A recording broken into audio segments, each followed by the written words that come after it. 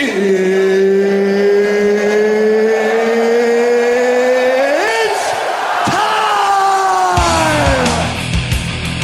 to the Max Justice Experience. Wow! Electric bouillabaisse right from Jump Street. What you need? These nuts. Ha! Got him! Ha! Got him! I'm gonna fight your fucking ass. You know what's the real fight? What's the real money fight? It's me. You want that real shit? I don't know what the hell you feed him, but he is too damn big. But winter is coming. My name's Jeff.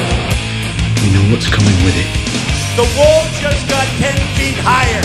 And then everyone loses their minds. It's either blue cheese with wings or go fuck your mother. What's up, man? Hey, Eddie. How you doing, man? You good? I'm doing good. I'm good. We're going to do it FaceTime style? We can do it FaceTime style. Is that cool with you? Yeah, totally. Totally. Awesome. I'm not like I just woke you up, bro. No. No, I've been up just doing a lot of stuff around the house. Okay. You're not in Big Bear at the moment, no? No. I'm good. Does that affect you at all, training in Big Bear? Because I know that obviously the high elevation and things like that. You know what? I haven't been training hard at all. I got a tore ACL. That's MCL. right. Yeah, of course. My shoulder's fucked up right now. And, I had back surgery last year, so. Yeah. How's that doing? How's your back?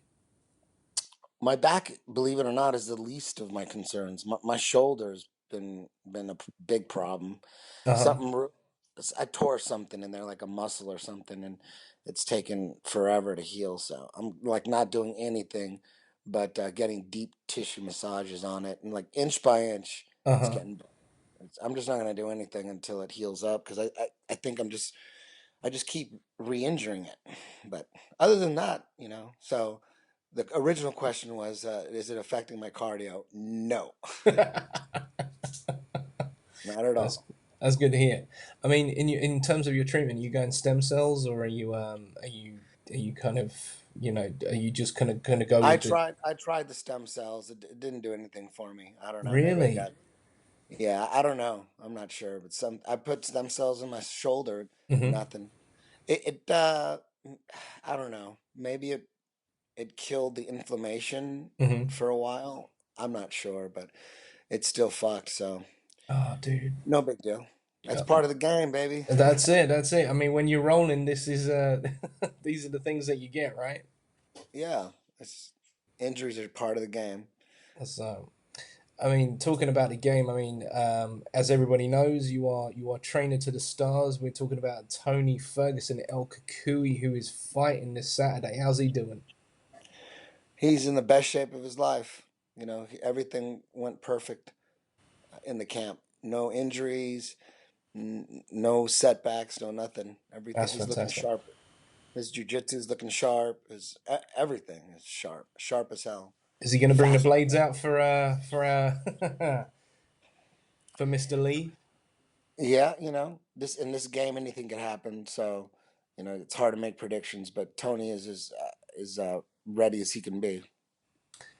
I mean, I got to tell you, I mean, as I said to you before, I mean, don't get me wrong. When it comes to the Kevin Lee, Tony Ferguson camp, I'm Tony Ferguson all the way. But I mean, I just, I'm by no means am I, discrediting Kevin Lee. The guy can get in there and he can roll and he can bang with the best of them, with his work against Michael Chiesa.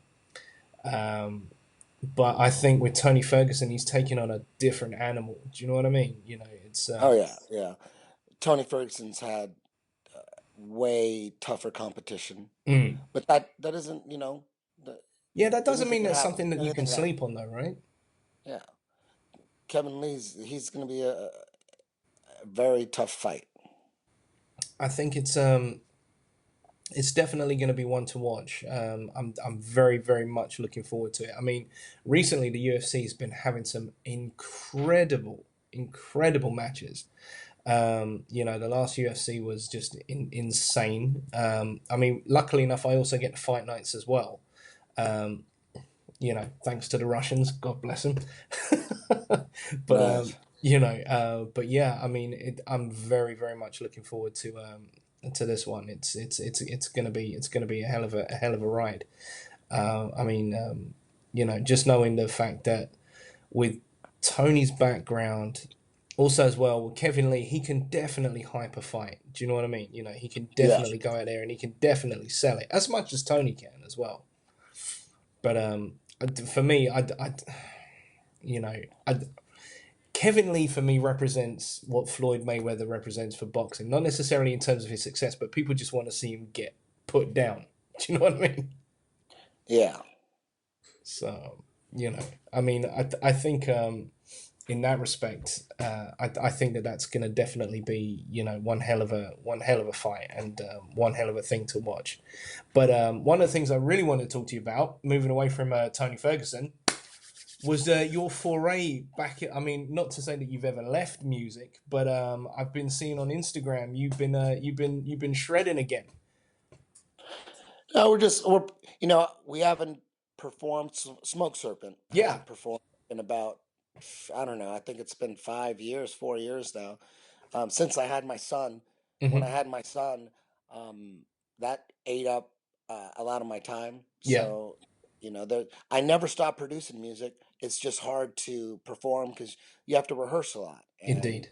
that takes a lot of time. So I basically just focused on making new music in the studio, and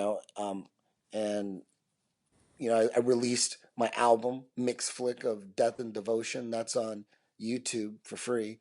Go get it, ladies and gentlemen. Yeah, and now my son's 5.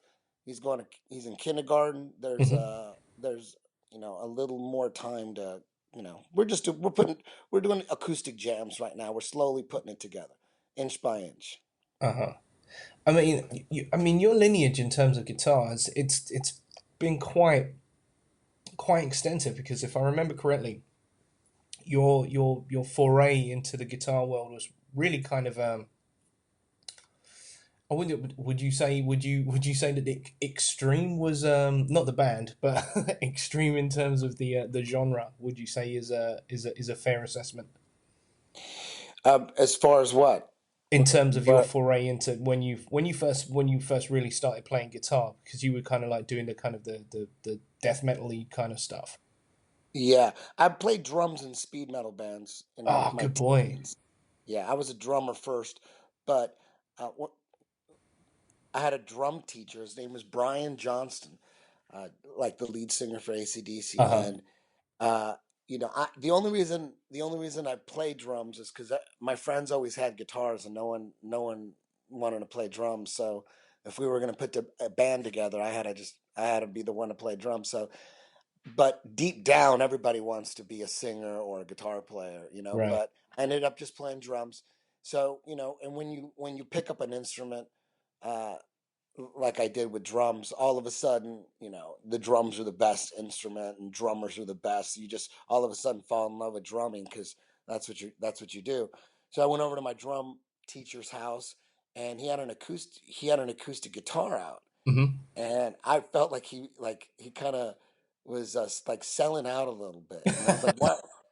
Why do you have a guitar? What, are you going to leave the drum world? Like, we're going to lose a soldier? And he's like, no, in the music business, most drummers are at the mercy of the songwriter in the band, which is usually the guitar player or the singer. I'm not gonna leave my fate in the hands of some other people. I'm gonna write the music and play the drums. So that really left an impression on me. I'll never forget that day. I'll never forget what his room looked like.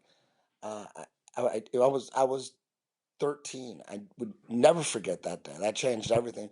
So from that point on, I said, "Damn, I don't want to be one of those sorry ass drummers who is relying on someone else to put the songs together." So immediately I started playing guitar, acoustic guitar. Never like I was never really good or anything. I was just playing, riffs like on one string. Right.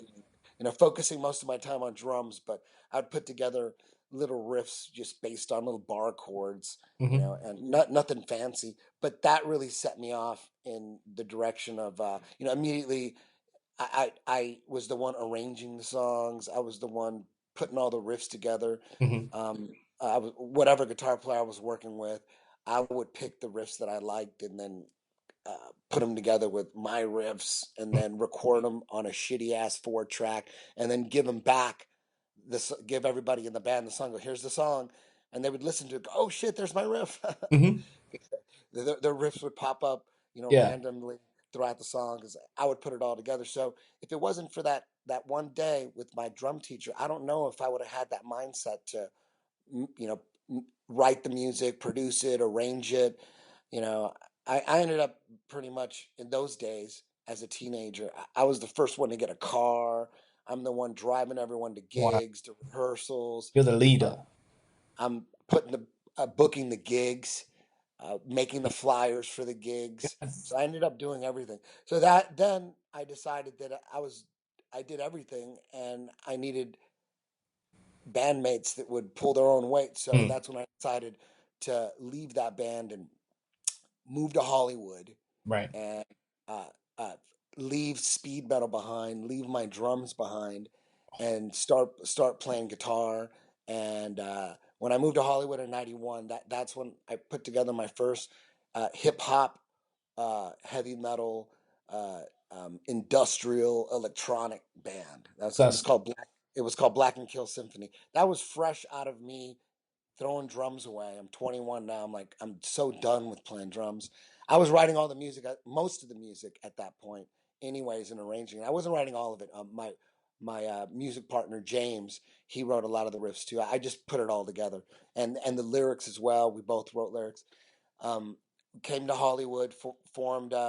Still had a lot of elements of speed metal, Yeah. but it was more. It was like what Linkin Park ended up doing like 9 years later, but with Metallica like arrangements. I was going to say, it kind of sounded like Anthrax meets Public Enemy meets Kraftwerk meets Fear Factory meets.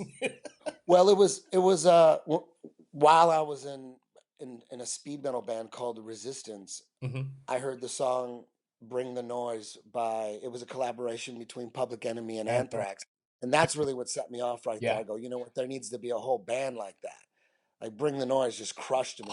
Insane. And so that was the plan. The plan was like, forget like a one-off song like this. There needs to be a whole band doing this, but with synthetic drums as well, and with keyboards and synth, and like no limits. Just like it's doable. It was doable. They proved the fact that you could do it. Scott Ian just jumped on it, and with Chuck D and was just, let's rock. Run DMC was kind of doing rock rap too, but they were doing it like AC/DC style. You know what I mean? Like if AC/DC did rap, but the Bring the Noise it was speed metal and rap. Yeah, no one had ever seen that before. It broke boundaries.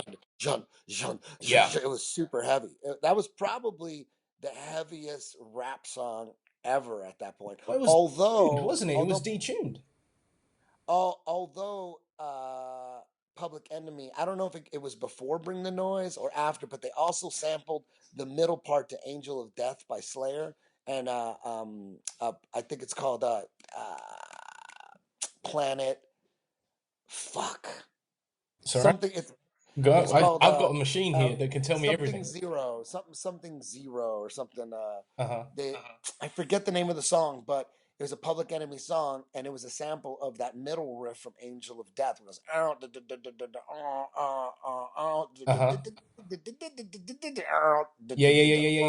yeah. I know. Yeah, did a whole rap song like that.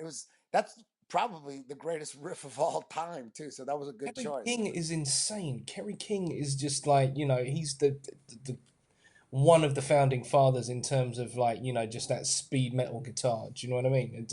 Yeah. Between him, Dimebag Darrell, do you know what I mean? Yeah. And James Hetfield, you know what I mean? Those guys, the rhythm, the riffs.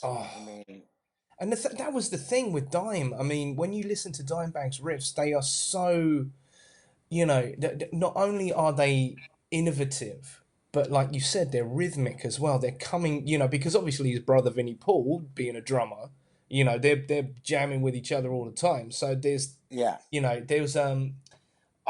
the hell was the tune? It's on the Far Beyond Driven album. I think it's called A Bottle of Pills and Broken Friends or something like that. But there's every time that Vinnie Paul hits the snare, it triggers a chord on Dime's guitar. So next, Really? if go back and check it out, and when you hear the hit of the snare, Dime's guitar is bang in line, like literally bang in line. So if there's the line and then bang, it's there. It's perfectly timed. Him It's probably and edit. I mean, it was probably it's edited. probably good That's like editing. I'm not lying. Pro Tools was no just coming in at the time. most bands for the past 15 years, most metal bands, when they record a riff, they'll chop that shit up and edit the shit out of it. Not because they can't play it, Mm-hmm. but they know that after they tour for a while, they're going to have it down really good. But True. it takes a while to get that good. It was just at a it. way. Every hit was just like bang on. It was almost like you know like back in the day you would use like triggers, and you would trigger a thing here and there and everywhere. Yeah. But on this track it was just like whoo, whoo, whoo. It was everything was just perfectly aligned. And when I saw them do it live at Brixton, I was just like, oh my god, you can this is something that can be done live on stage as well. They would just like and it was just like it was insane. Dimebag's sound was probably one of the most insane sounds ever. Man. You know, unfortunately for me, by the time Pantera came out, I was already on my way out of like really heavy stuff. I was burnt out. Really? So because I was into super heavy stuff. The German thrash scene, Right. Kreator, Oh. Sodom, Destruction. I was into that shit when it was brand new. So by the time Pantera came out, I was already getting into Depeche Mode and The Cure. You know, right. So you kind of I- went backwards a bit. yes, I was just mellowing out. I was like, I'm not. You could only take so much. For me, I could only take so much metal smashing through my brain. You know, I still like it, but it's got to be. I mean, the hooks got to be insane for me to. You know, I'm just looking for hooks now. I'm not looking. I'm not impressed with just a heavy sound anymore. That's easy. Putting the magic together. That's what I'm looking for. Yeah, I mean it's very hard now. I mean, you know, everybody's trying. I mean, what you're trying to do is get mad. You know, you're trying to get lightning in a bottle when you're doing, you know, anything. Yeah, it's magic. It really is magic, and there's nothing you can do about it. If you don't have it, you don't have it. I think with music, I think that this is just my experience. I think writing songs is so easy. I mean, it's just you write a drum beat, it's really easy. Bass line to it, really easy. Writing songs is easy, but writing magical songs, that's almost impossible. Yeah. So how do you do it? It really is. It's a magic connection you have with the dimension we came from. Is my guess because there's bands like Metallica, for instance. You know their first 4 albums were just insane, and then they could for me that they were writing the same song, they were writing similar songs, but they had no magic in them. And I think that magic only comes when you're mentally and or spiritually at a certain level. Like for Metallica, I think that it was such a slow ride that I think that you could only write music with the magic if you are truly appreciating life and you can't believe how great your life is. You cannot believe how great your life is. I think that's when all the great ideas come. I think that's when all the magic comes in, is when you're at a state where you can't fucking believe your life. It's unbelievable. It's fucking unbelievable. And then I think you appreciate life so much that somehow that opens up like a portal to the dimension we came from, and you get all these gifts. And I think all your like spirit guides and friends, your eternal friends, that you know, it's your turn to come into this dimension, this earth dimension, and they can't help you unless you are at a certain state, and that is in a state of pure appreciation. This is my guess. This is just my guess. So when you look at Metallica, I think Metallica, it was a slow ride. And I buy that because there's something that Keith Richards talked about, and he called it the intricate art of spiritual weaving, whereby where you got to remember, right? Okay, when you start a band, you're 9 times out of 10 you're friends. You already know each other to some level, right? Okay, Yeah. it's only when you start recruiting externally, when someone leaves or whatever, that's a different story.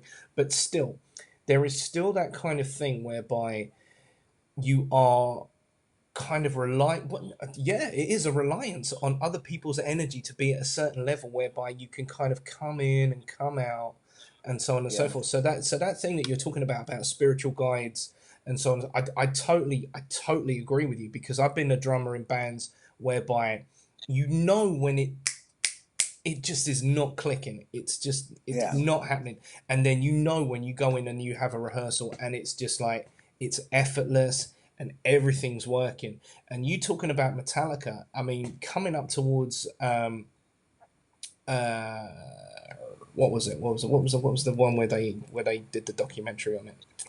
Some Oh, kind of monster. Saint Anger. Saint Anger, right? Yeah. Everybody hated each other. Everybody was sick to death of each other, to the point where they had to get in professional coaches to Yeah, like and just to deal with each other. yeah, they didn't appreciate their life. No, They were rock legends, and they were all pissed off, and James Hetfield's pissed off, and and he's no wonder the music had no magic. No wonder. well. No wonder.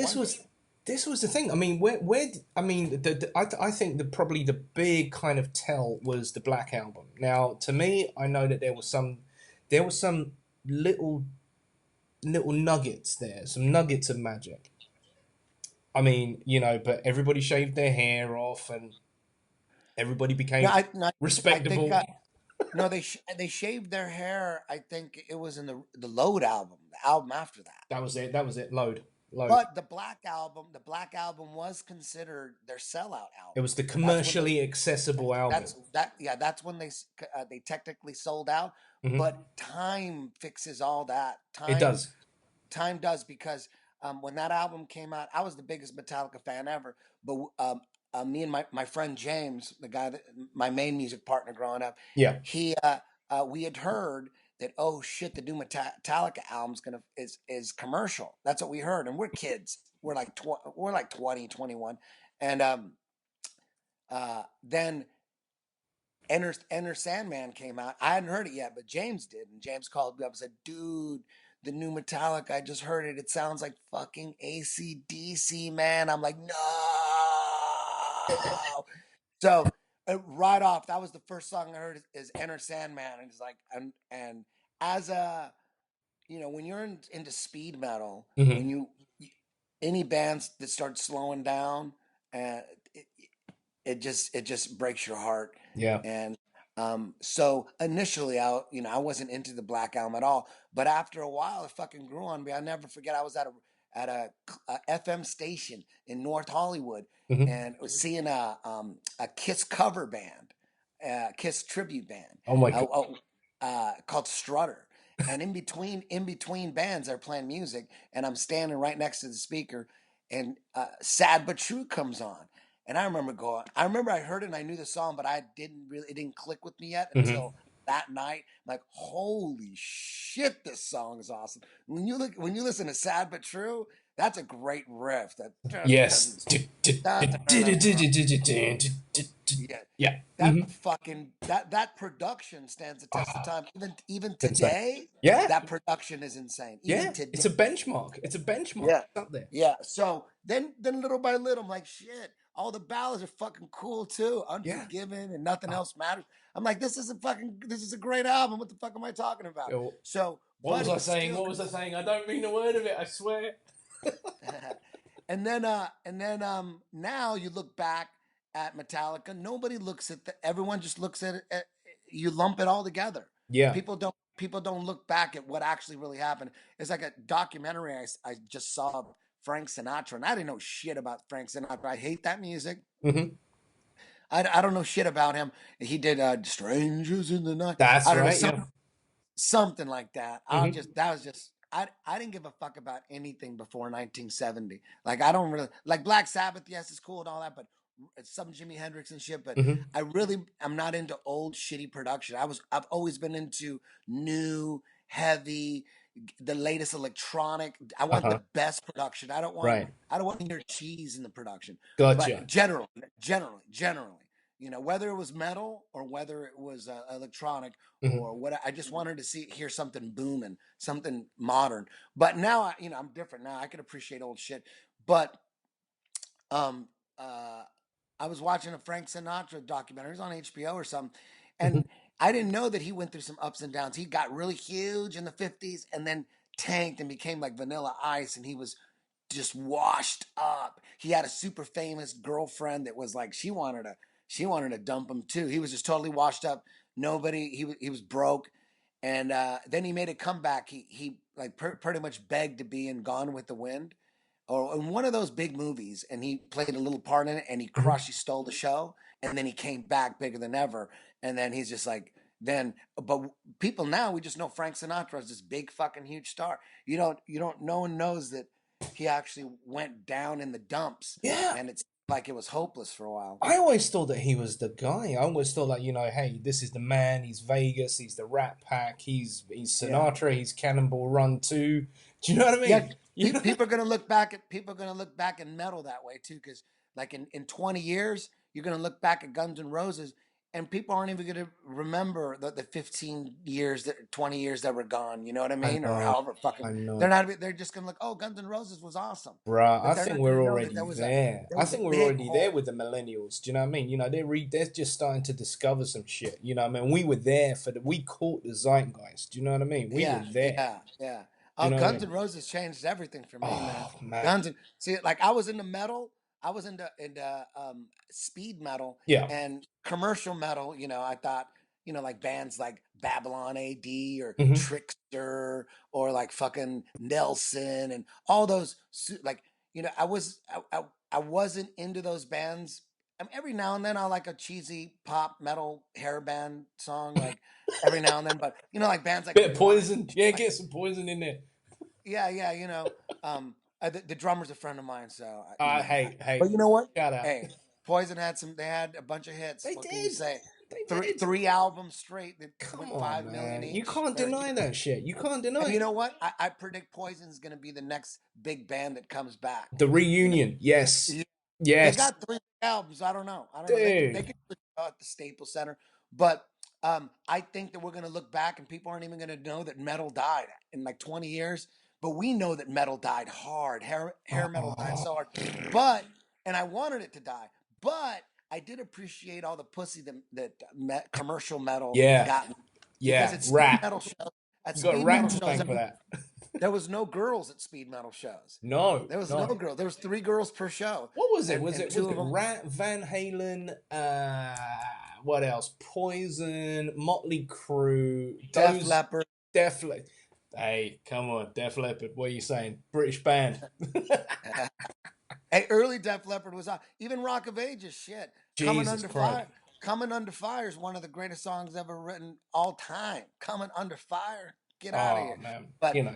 but when Poison and Motley Crue and Def Leppard were big, um, there was more metal chicks, and and if there's more metal chicks, you have more girls to choose from. But when Guns N' Roses blew up, they blew up so big, they made long haired dudes. We went from scumbags that only metal chicks would like to everybody wanted to bang a long haired dude. Everybody Like, wanted a piece. yeah. R&B chicks, secretaries, girls that were into hip hop wanted long haired metal dudes. So for 4 years, I went from check this out. I was such a loner and loser at school with my long, dirty, greasy hair that I couldn't wait to graduate midterm. So I graduated in 1988, but midterm was January of Uh-huh. '88, and that's exactly when I graduated from high school. That's exactly when Guns N' Roses blew up. And so I graduated, and now all the chicks liked me, but I wasn't in school anymore. So I'm like, Uh, what the fuck did I do? So I graduated early, but I was still dating the chicks that I thought I could never have. I But I know, just right? I would pick them up from high school in my Pinto station wagon, So, and then from that point on, I went from the loser, greasy, long haired guy uh-huh. to damn, I had no competition. Nobody had long hair. Yeah. No one had long hair. For a Well, I mean, while hey, there, come on, man. I haven't sold out yet, bruh. for a while there, man. Not from 87 to 91, it was incredible. But then it all died and all went away. Nirvana killed the Nirvana pussy. came of grunge. Nirvana killed the pussy. They killed it. Yeah, they all kind of got introspective and shit. It was just like, oh. Let's talk about our feelings, man. It was just like, yeah. But you know what I loved, dude? Polygon cracker. I loved Alice in Chains. Alice in Bruh. Chains is one of my favorite Lane bands of all Staley, time. what a flipping vocalist. All Give it those up for Lane songs. Staley. Much love. All those songs off Oh, Facelift and Dirt. There was some incredible stuff on those albums. and Jerry You're not into, Cantrell, man, his feel as a guitarist, my God, Jesus Christ. You know. yeah. So, Alice in Chains. My favorite bands all time.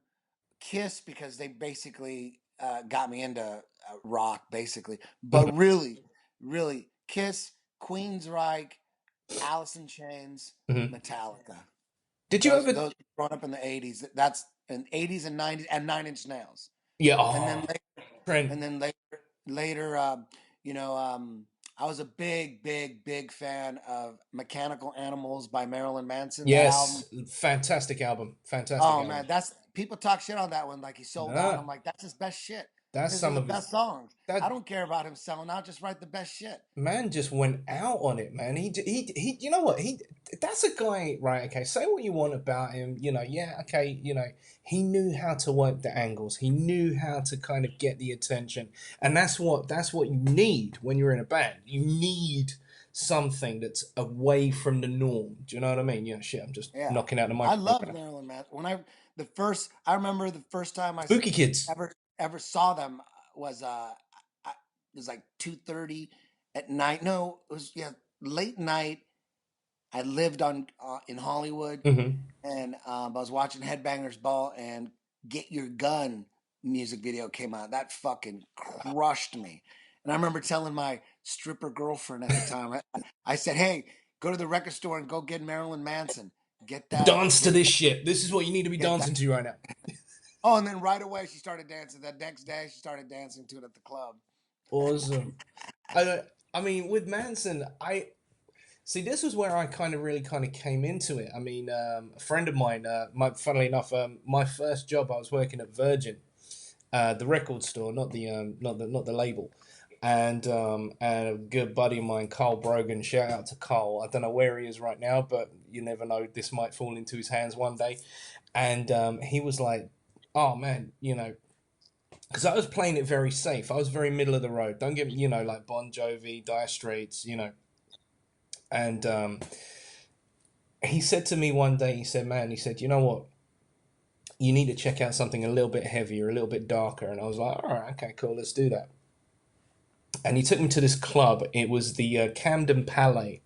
And on a Tuesday night, so it's a Tuesday, right? Okay. And we're working, you know, we're you know, fairly respectable people, I suppose. And he's like, "Come on, we're going out, we're going to a metal club night." And I'm like, "All right, it's on a Tuesday. It starts at 8, finishes at 1. I'm like, "Okay, I'm in all the way." And the first tune that came on was Cold Chamber, Loco. And I was just like, what is this? And then Slayer came on, Rain and Blood. And then it was just like, right, okay, that's it. I'm in all the way, full, you know, both feet. And that was it. I cut my jeans off. Do you know what I mean? I was wearing like these cut-off shorts, these black baggy jean cut-off shorts. I was wearing boots. I didn't give a fuck. I was just like, you know what? You know, this is where I want to be. This is what I want to do. But at that time, I hadn't actually picked up guitar. I had just kind of kept myself immersed in drums. Do you know what I mean? You know, drums was everything. Drums was life. And, you know, and then I started learning double pedal technique and, you know, I don't think I've got it now. I mean, it's been a couple of years since I was last, but I think I might have lost the coordination. But, you know, learning that kind of flutter pattern, like, you know, just like, yeah. So I was just starting to get immersed in people like Dave Lombardo, you know, John Tempesta from White Zombie, Neil Peart from Rush. I mean, his double bass technique is just insane. And obviously Vinnie Paul from Pantera. And I was just like, I was off to the races with it all. Do you know what I mean? But I could never, just trying to kind of build up your BPM. That is like a workout in itself. Do you know what I mean? It's like, oh yeah. And yeah, whether you're gonna double time, when you're playing speed metal, um, the hardest part playing drums in speed metal bands is double timing the ride or the hi hat. yes, The faster you go, your right hand has to go double time, or yeah. you could cheat, just play every other one. And anybody that cheated was, you look down upon them. You Yeah. know, I cheated. What was weird is I would play faster than I could play, so I would be in between cheating and double timing. I had this my right hand was just off in its own thing. I Uh-huh. just focused on making sure the snare and the bass drum were on, and it was just like good luck, right hand. But it wasn't cheating. It wasn't that obvious because when you're cheating and you're just playing every other one, Mhm. it's really you could really see it. It's obvious. So You realize that there's limits to what the human body can do when you're playing speed metal. Do you know what I mean? This yeah, is like, yeah. Like, why does it have to be so goddamn hard? Why can't I just play like Def Leppard? Like yeah. you could have one arm and play I was Def gonna say Leppard. that motherfucker's got one arm and is still able to do some shit. Yeah, that's how easy their shit is. It's Uh, easy. I could play Def Leppard with one arm easy. it's funny because when I was because I used Def Leppard as an inspiration because you know how it is. You know how you get behind a kit and you're playing blah blah blah and you drop the stick. And I was like, well, as soon as I dropped the stick, I used to put my snare hand behind my back, and then I just used to play with one hand. So my hi hat hand would also be my snare hand as well, Yeah, until I could find either a break and pick up the stick. Do you know what I mean? I had to be proper professional about it, and I actually found that I was actually picking up some really really interesting techniques between the snare and the hi-hat and then going around, and then my double stroke rolls really came about because of the fact that I was just using the one hand, and my one hand had to be compensating for everything else. yeah. So it all became a thing. So thank you very much, Def Leppard. I appreciate everything you taught me. Much love. Do you know what I mean? But I mean, did you ever fall into, speaking of like Neil Peart, did you ever fall into the prog rock kind of You know stuff? what? Growing up, uh, when you're a poor kid growing up Hmm. in a neighborhood with a bunch of kids, you can't afford to buy every album of This is true. every. Right. So like I had a friend across the street. He would buy Rush albums, and down the street they would buy the Police, Hmm. and then I would buy Kiss, and then my other friend he'd buy Journey, and so we would all share records, right? If one of our friends has a record, we would never buy it ever. We would Napster just before borrow. Napster. Yeah, we would just borrow his. And yeah, even before Napster, we were ripping shit off. Napster, we were making mixtapes way before Napster, Hmm. and so the albums that you would buy, those would be naturally your favorite bands. That would be like your football team, like your favorite soccer team. You know what I mean? And Yeah. you're rooting for them. So Rush, I wasn't assigned to Rush, so I was always kind of I knew they were good, but I was buying Kiss records, so Kiss had to be better than Rush, no matter Hmm. what. No Hmm. matter what. That's how dumb I was. I I thought Peter Chris was better than Neil Peart. Can you believe that? I that's how that's how blinded I was. And you know what I listen. even did? There's a drum solo on 100,000 Years on the Kiss Alive album. Uh-huh. I would play that on 75. I would turn up the speed and play it. The drum, and my friends were so into Neil Peart, they were like, Neil Peart's still better. Even Peter Chris at Fast Forward, they wouldn't, nobody could play that fast. It was insane. uh, And and uh and we were both blinded. But now looking back and as an older man, mhm. Rush was amazing. I mean, it was incredible. That what Neil Peart did for drumming, Jesus. Even today, no one has put together songs like that. Yeah. Free Will and Tom Sawyer with Yeah. shredding ass drums, like the most shredding you could get but it's still, the songs are still amazing. There's a lot of awesome drummers out there, but I haven't really heard awesome drummers with amazing music like early Rush. I mean, there's nothing like that out there. I was a big fan of Fate's Warning. Mm-hmm. That they have a really good prog drummer, Mm-hmm. but to say, he was in that Neil Peart level, I mean, I wouldn't say that. But I was a big Fate's Warning fan, and like I said earlier, Queensryche, Scott Rockenfield's an awesome drummer, Yeah, Scott Rockenfield is insane. but not Neil Peart. Nobody was Neil Peart. No, no. I mean, with regards to Neil Peart, talking about the songwriting, I mean, he's responsible for it. He's responsible for the lyrics. Probably the greatest drummer of all time, and I'm not even a big I would Rush fan. definitely put him up there. I would definitely put him up there because he right. You know how guys, you know What when, other name another he Rush's classic rock. You would Yep. consider them classic. Yeah, Right, absolutely. they're one of the big, like they're like there's Rush, Black Sabbath, Mhm. the Mhm. Van Halen. You Mhm. take all the biggest bands of the '70s, all of them. Mhm. Who's think about them? Who's the best drummer? Neil Peart. Who's better than him? Name a drummer better than him that's in a legendary band. It's still active. Yeah, exactly. Still Even if they're active.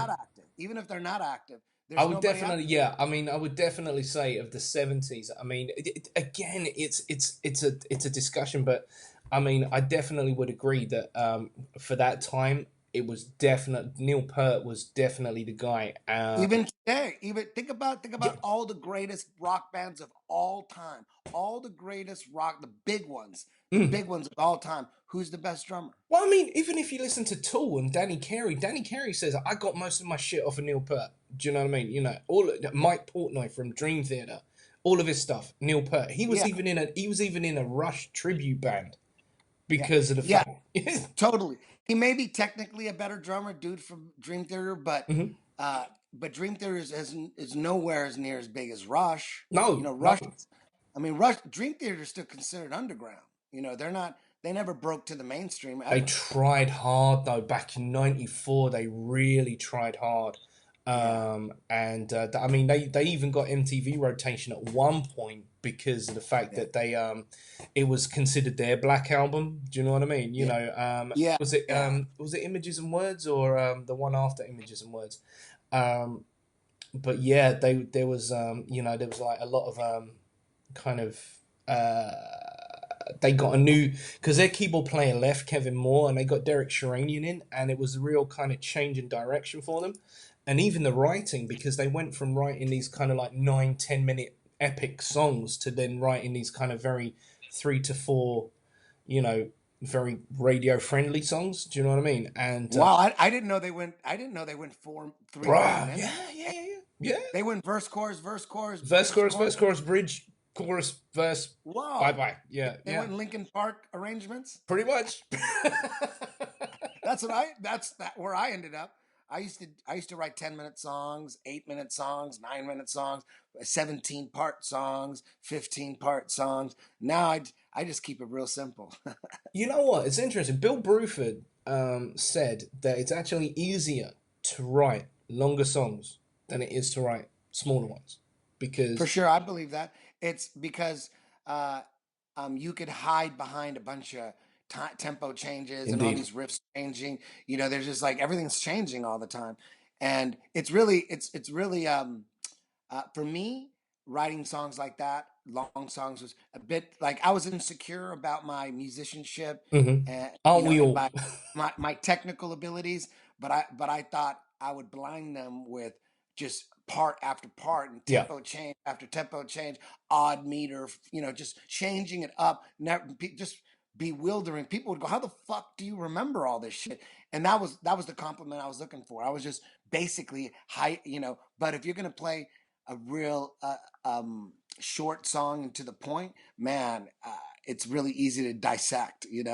Like what's really going on. Indeed. You know what I mean? You can't just kind of like, there's no smoke and mirrors. No. So Makes you wonder how Adele does it. You know what I mean? the hardest song is just a singer and acoustic guitar. Can you move someone with an acoustic guitar and vocal melodies? Shit, that's the hardest Wow. of all. That It seems like it's the easiest, but that's the hardest. Well, that was the proving ground with MTV Unplugged, right? You know, you take a bunch of hard ass motherfuckers who can turn around, and like, you know what, we're gonna plug into some stacks, ride the lightning to the fucking fullest, and then Yeah. right, okay, can you do this with a bunch of satin and some candles and a fucking Yeah. acoustic guitar? There you go. Right, let's see where you go with it now.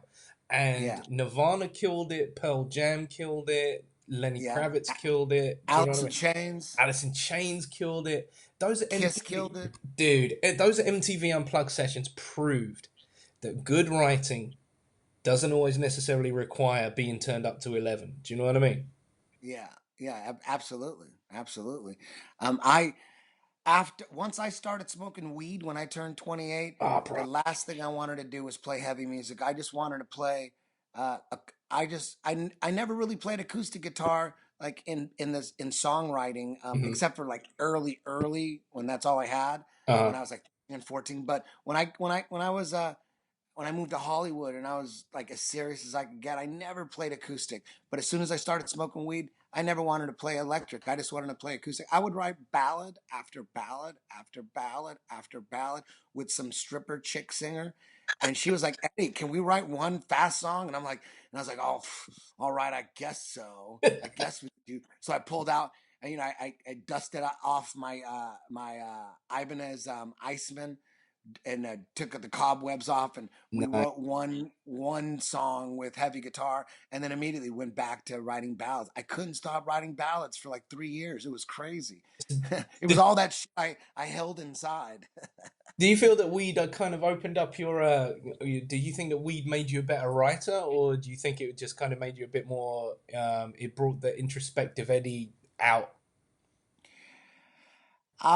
Man, I never write music or play music unless I'm stoned. I really feel that Really? never. I would never do. Seriously? You've always I, been on a level. no, it's since I started when I was 28. Oh, right. Okay. Before 28, I never smoked weed and did music. I never thought I could. I always had bad experiences with it. But once I had a great experience with it at Hmm. 28, then I became a stoner. Then uh, I believe it makes creative people more creative. Yes. So Yes. if you're a creative person by nature, you Hmm. smoke weed, and you're going to be more creative. It makes you, in my opinion, weed makes you more of what you are. If you're Yes. not creative, Yes. it's not going to make you creative. It's going to just make you. If you're an asshole, it's going to make you more of an asshole. If you're a nice person, it's going to make you more of a nice person. It's an amplifier of emotions. It is. It is. I mean, I'm a late bloomer to the sacred herb, to be perfectly honest with you. And Me too. I was 28.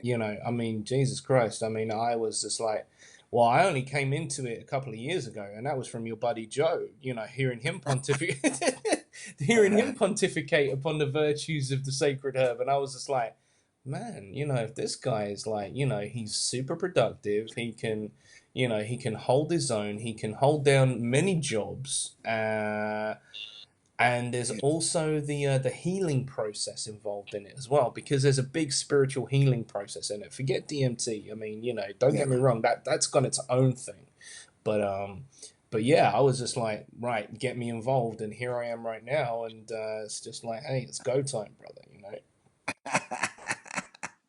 Nice. Oh yeah, that's good. But yeah, I think that with regards to the writing process, that it definitely channels something. It opens up a, how can I describe it? I mean, obviously, because we're both there, we're both those kind of gentlemen, that in the writing process that we hold ourselves back in our everyday lives.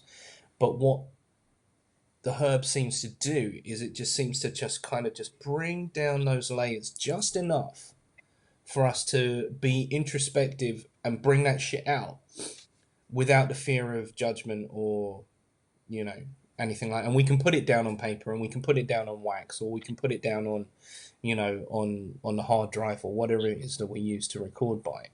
Do you know what I mean? You know, it's a tool. It's a very very essential tool. I think. I I wouldn't write or dream of writing or mixing or playing without a little cannabis in my bloodstream. I would think I would be wasting my time because I'm not getting the full effect. Cannabis and music, they go together like chickens and grits. Oh, absolutely. Like fucking waffles and maple syrup. You know what I mean? Yeah. It's got to be done. You know, it's it's a marriage made in heaven. You know, I mean, a lot of, I mean, I was right. I remember I was writing with a guy, and he was a drinker. He was a real like, you know, don't get me wrong, he wasn't a bad guy or anything, and he was a guy who obviously had a lot of issues, and he was a fantastic bassist as well. And I remember we were in the studio, and he was playing, you know, coming up with some really really cool riffs, and you know whatever, and then all of a sudden he stopped, and he's like, "Shit." I was like, "What?" He said, "I'm starting to remember," and he pulled out a half bottle of vodka out of his and and then just went back to playing again. And I was like, "Dude," I said, "You can't do that. You're gonna fucking wind up killing yourself." You know, sclerosis and all of that mad shit. You know, whereas this right here, I don't know no one passing out from that. Smoke too Yeah. much, maybe. Or you eat too much. That's what. That's what I wanted to ask you. The edible situation, right? Because you guys have got all sorts of crazy stuff out there in LA. Excuse me. Tell me about the edible situation because I'm hearing all sorts of craziness out there. Like, you know, you've got some like insane milligrams, and I mean, I hear Joey Diaz talking about it a hell of a lot.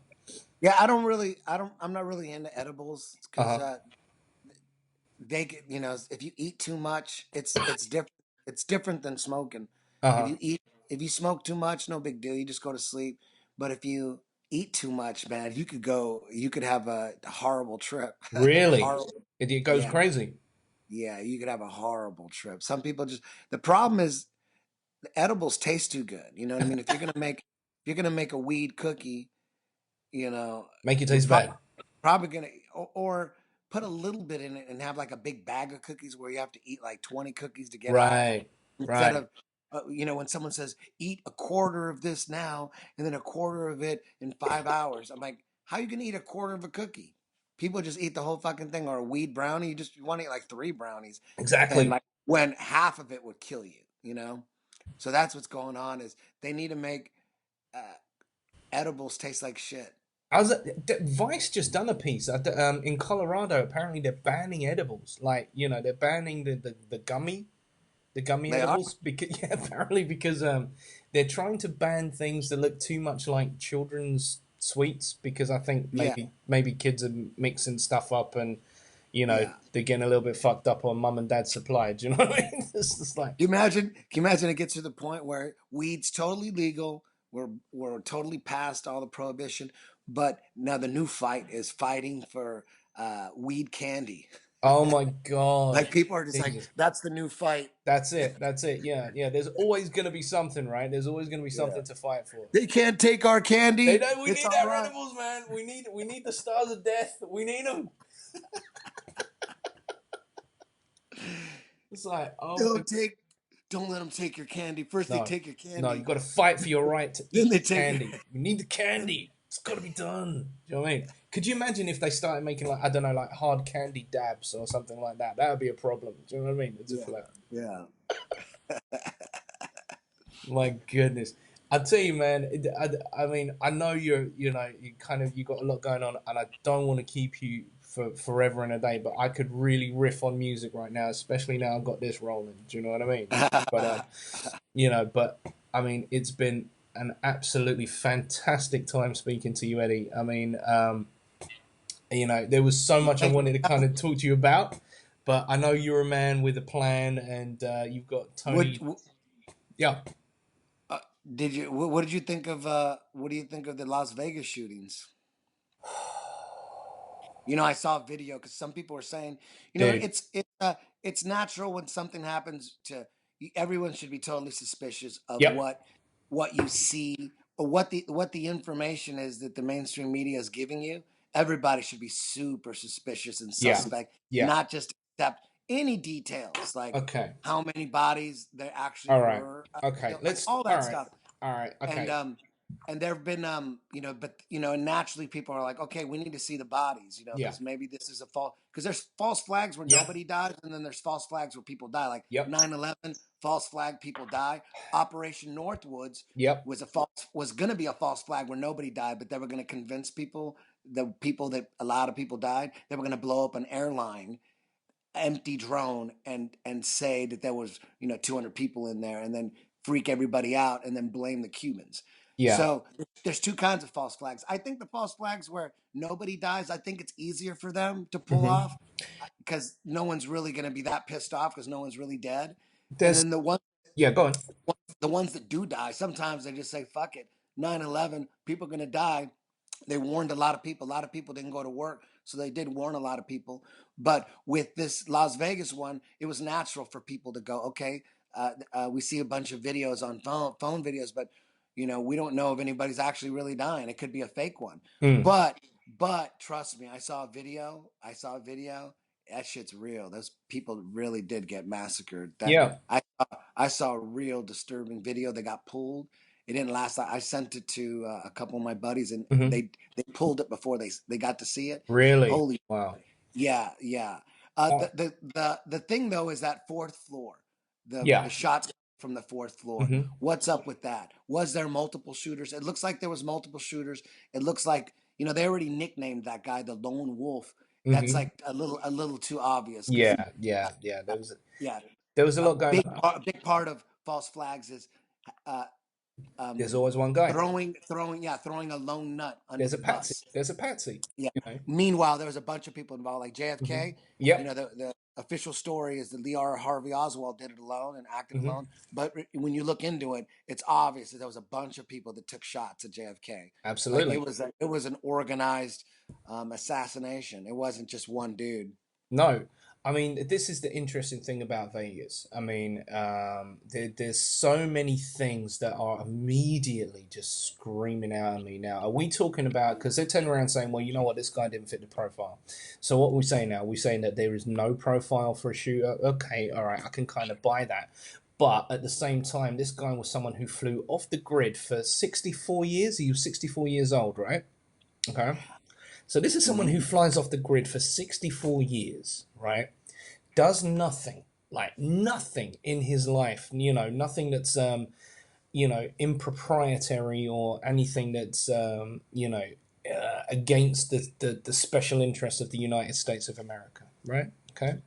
And all of a sudden, he's amassed a stockpile of ammunition, weapons, and so on and so forth.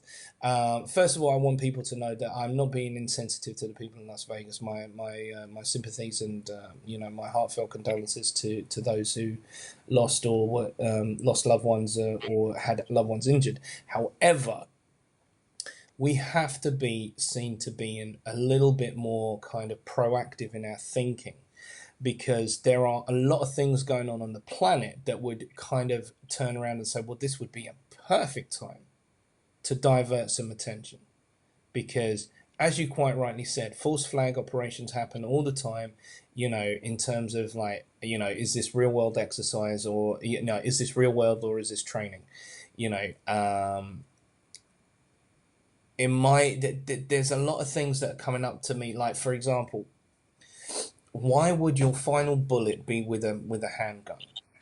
You've got a flipping, you've got a carbine in your hand, but yet why would your exit bullet be with a handgun?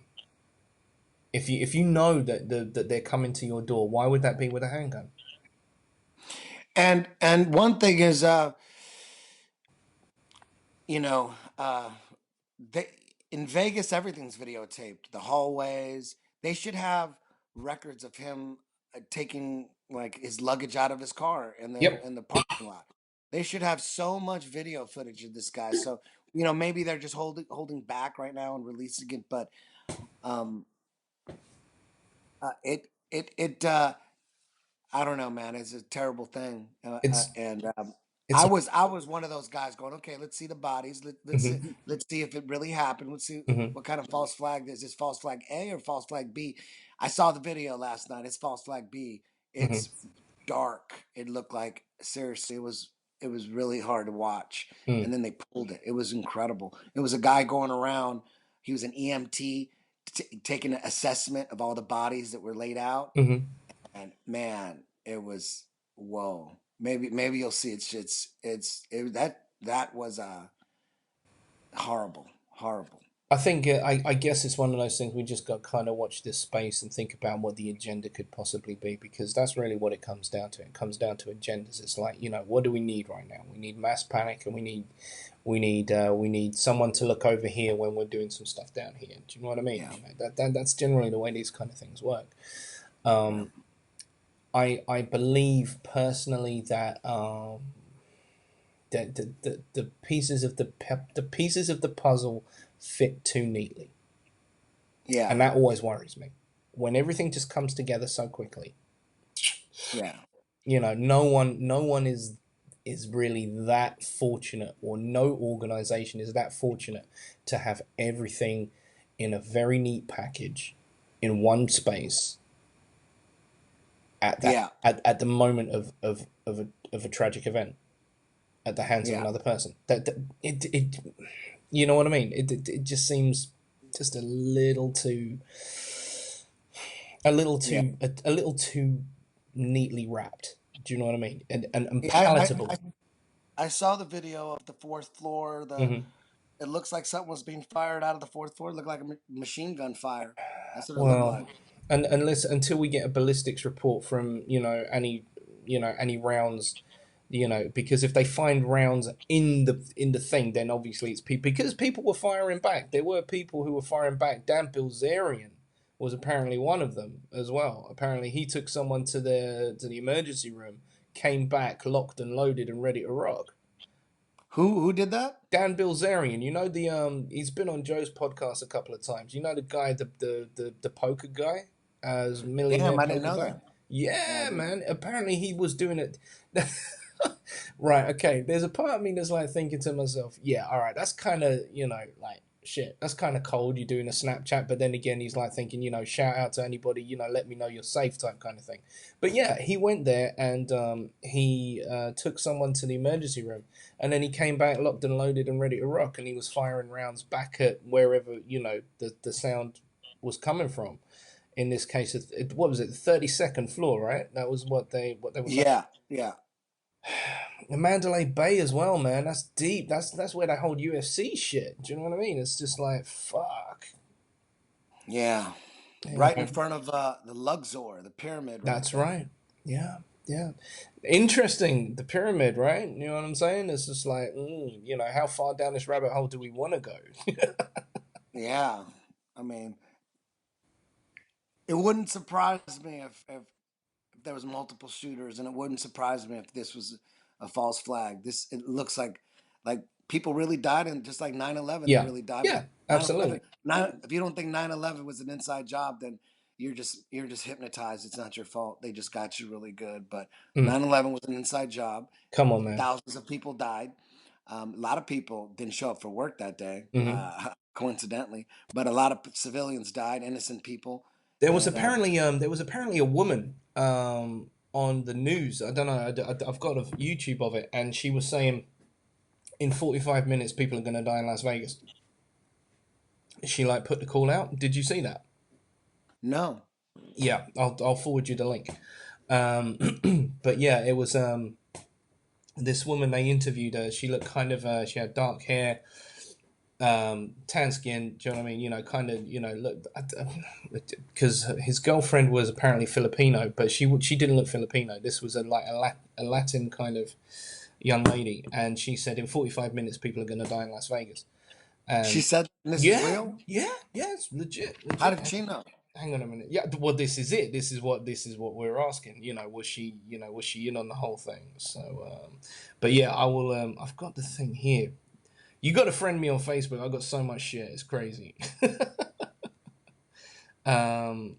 Yeah, so yeah, there's this YouTube video of her saying, she's being interviewed, blah blah blah, and it was just like one of those passing kind of interviews in Vegas, and she turns around and says, "Yeah, 45 minutes, people are gonna die," and then in 45 They minutes, say when there's a video of that. yeah. Hang on a minute, hang on a minute, hang on a minute. Hey, can you send that to me? I can, bear with Text me. me the link. Hang on a minute, bear with me.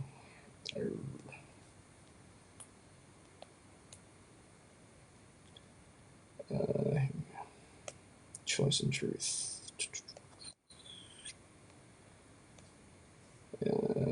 Way forward into the concert venue into the first row. No, that's not the one.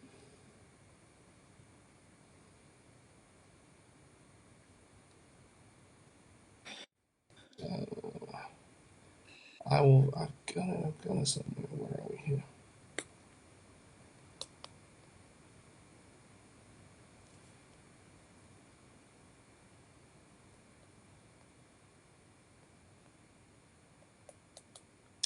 Sorry about this. Hang on.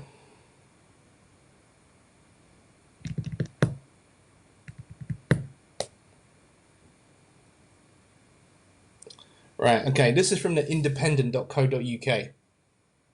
Hang on, sorry.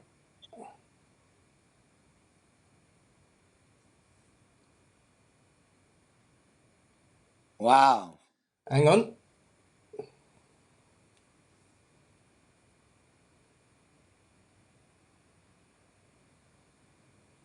Hang on a minute, we're getting a good old-fashioned YouTube, getting a commercial. Take the Wi-Fi off. There we go.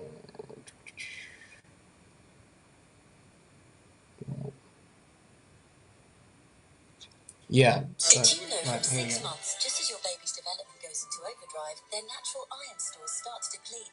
SMA Pro Follow-On Milk, supported by 60 years of breast milk nutrient research, is enriched with iron to help support normal cognitive development, so you can relax and take care of more important business. Oh, thank you very much. I'll remember that. Right. Okay. Yeah, so there was a lady who pushed her way forward into the concert venue into the first row, and she started messing with another lady and told us that we are all going to die tonight. Do you know why she was saying that? I mean, was this after the shots were fired? Or it was about 45 minutes before the shots were actually fired, but then she was escorted out by security. Damn. Interesting. So, who is the? They thought it was his girlfriend at first, and it's not her. She was in the Philippines, which is, Yeah, that's. I mean, it's one of the craziest things is that everybody knows the mainstream media now is fake news. Like with the whole CNN thing, like Yep. we know it's mainstream to know that the mainstream media is fake news, and it's all propagandized, and you have to look at anything they say with a grain of salt, Yeah. and you got to be suspicious of everything.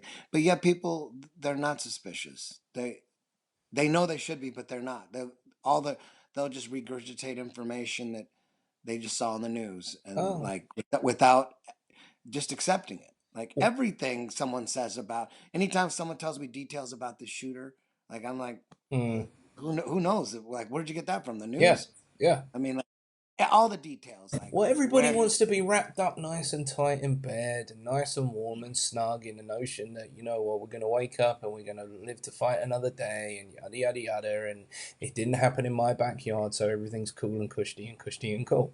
But the bottom line of it is the fact that, you need to really think. You need to kind of understand things like agendas, swaying public opinion, and how important public opinion is in order to drive a manifesto or a pledge or a foreign a foreign policy or so on and so forth. You know what I mean? Like apparently they were saying that Trump is getting North Korea to the table in order to talk and become a little bit more diplomatic in their actions. I don't know how true that is, but the bottom line of it is, it's like, we need to be we're living in a world whereby we need to be very careful with the information that we are ingesting. Do you know what I mean? Absolutely.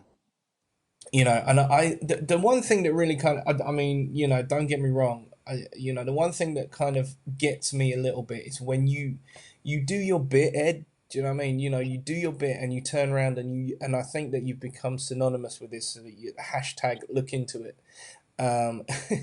But it's so true. You need to research. You need to kind of take the time and kind of think about, where are things now? Where were they historically? And what does that mean? Do you know what I mean? What does Yeah. what does that mean for the country I live in and the way that my particular government works?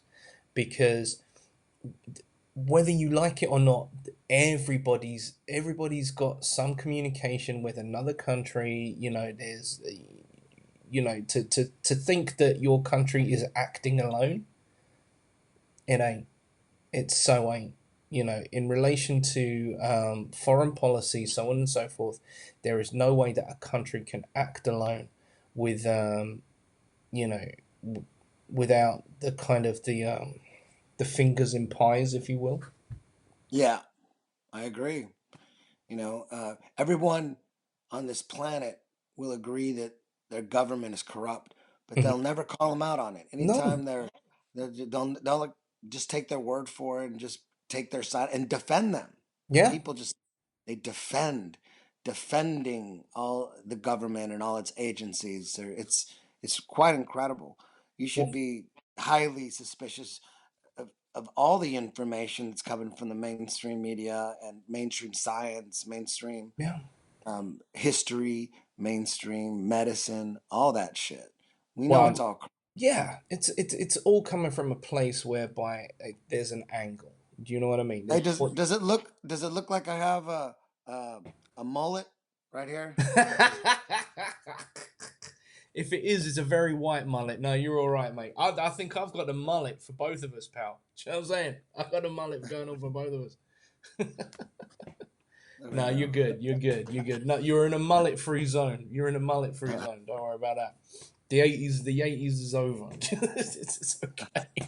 Mullets will be back. They will. Mullets They will. Dude, listen, I saw a Justin guy. Timberlake is gonna wear a mullet one of these Bruv, days. Wow, you'll see.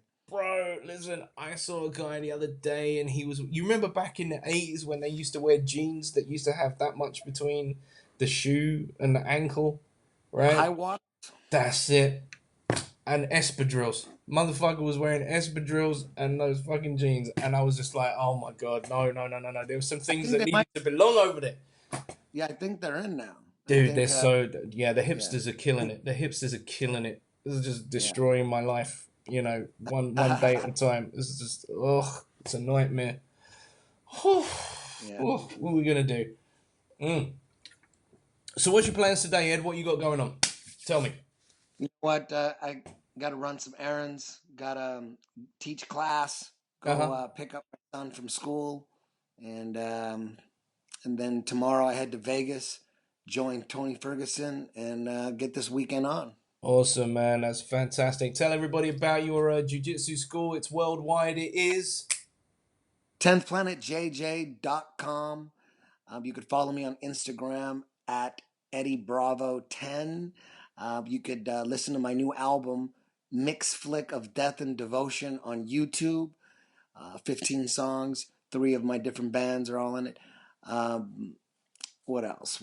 EBI. Yes, EBI, motherfucking shit. EBI 13 coming up October 22nd, live on UFC Fight Pass. You could also get it on pay-per-view for $9.99 at inchbyinch.tv if you don't want to get UFC Fight Pass. And then 3 weeks later, we have Combat Jiu Jitsu Worlds 1. That's going to be on pay-per-view at inchbyinch.tv November 12th.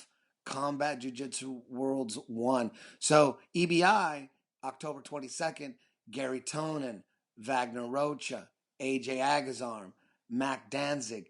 they're fighting in EBI rules, and then 3 weeks later, Combat Jiu-Jitsu Worlds 1, those same guys are doing Combat Jiu-Jitsu. Gary Tonin, Wagner Rocha, AJ Agazarm, Cole Miller, Mac Danzig, Diego Brandao. Oh, Diego Brandau's doing EBI too. So you're going to get to see those fighters fight in regular EBI rules, and then you're going to get to see what happens with palm strikes 3 weeks later. So, and then December 3rd is EBI The Absolutes, featuring Gordon Ryan, Vinny Magalhaes, Rustam Chiziev. It's going to be amazing. That's going to be at the On It Academy December 3rd. So we got 3 shows coming up back to back to back. EBI 13, the lightweights. Combat Jiu-Jitsu Worlds 1, the lightweights. And then EBI The Absolutes. October 22nd, November 12th, December 3rd. All available on inchbyinch.tv. There you go. You see that? You see the way that he done that, ladies and gentlemen? That's like Alex Jones when he was reciting legal precedents on the Joe Rogan Experience. He just closed his eyes and he just went into that zone and he was just like, yes, this is when we're doing it. We are doing it on these dates. This is it. Game over. Do you know what I mean? EBI, fantastic. I mean, for a martial art as noble as jiu-jitsu to now become for you.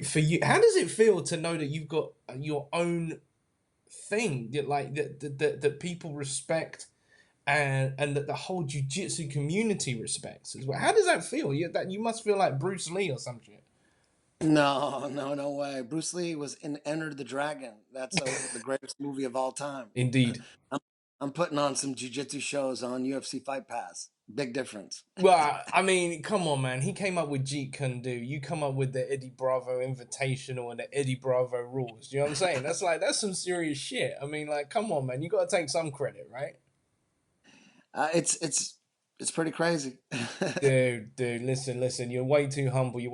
Ladies and gentlemen, if you're in London and you want to look at 10th Planet Jiu-Jitsu, check out the powerful Jamie at 10th Planet Jiu-Jitsu London in the Limehouse area, the East End, which is just around the corner from my house, which is not too far from where I live. Fantastic. So, yeah, check out... Jamie's still there, right? From what I believe? Absolutely. Yeah, we got 10th Planet Birmingham as well. Yep. 10th Planet Darlington as well. 10th Planet Glasgow. Stop that. Glasgow, Darlington, Birmingham is going in, ladies and gentlemen. Check it out. 10th Planet so 10pjj.com for all of your 10th Planet Jiu-Jitsu needs, as well as the On It Academy, which you can find at onit.com if you are in Texas, if I believe. Is that correct? On It is in Texas, yes. On It is in Texas, right? Yeah, I'm in LA. Yeah. I know you're in LA. You're soaking up the sun as long as it's all good. Yeah. And the free weed, it's all fantastic. You know what I mean?